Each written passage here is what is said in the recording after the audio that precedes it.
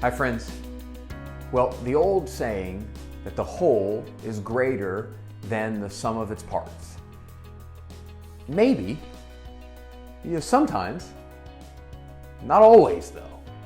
So if we were to look at the S&P 500, which is widely considered the premier benchmark for equity investors, if we were to look at the S&P 500 and sort of crack it open, many of you know that the S&P 500 is made up of 12 individual sectors, and they are weighted or counted differently depending on the amount of market share or the volume of revenue that they do.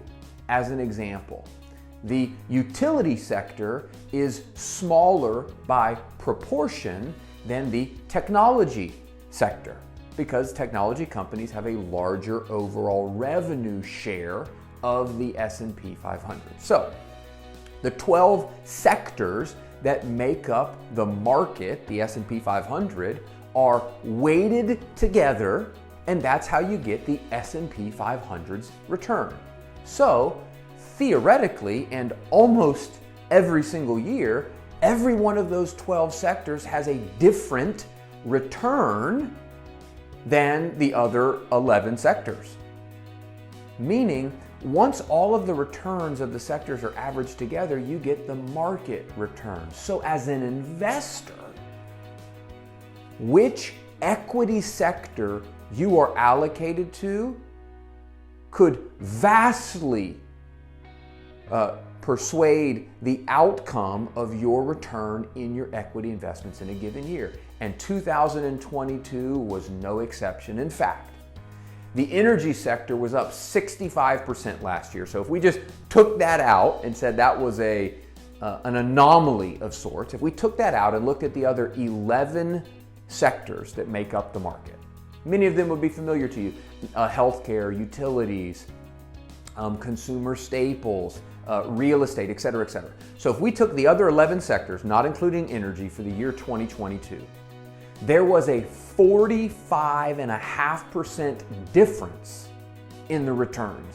Meaning, we could have two equity investors that did not invest in energy, and they could have as much or more as a 45.5% difference in their stock market or US equity returns for last year.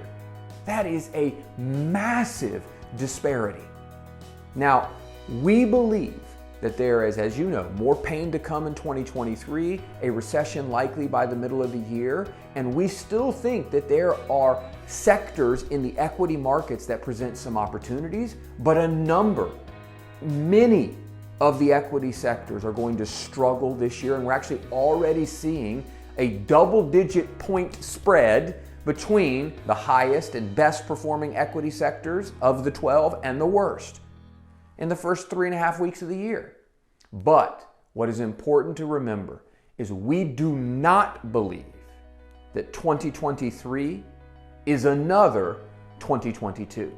So in 2022, almost everything had headwinds, including cash and bonds, individual stocks, sectors of stocks, geographical regions of the world. While we believe there's more pain to come, we do not believe that 2023 is a repeat of 2022, where we saw all major markets down double digits. In fact, NASDAQ down nearly 30%, the S&P 500 down nearly 20%.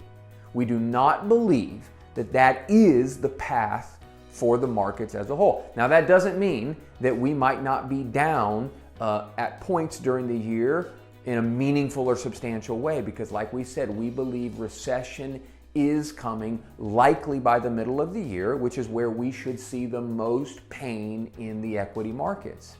And while many talking heads want to point to unemployment or layoffs, those companies had too many workers to begin with.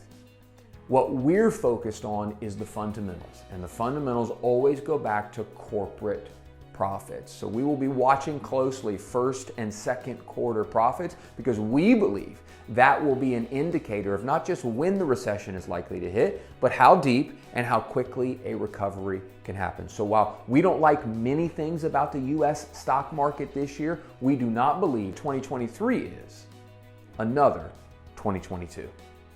Thanks for watching. See you next time.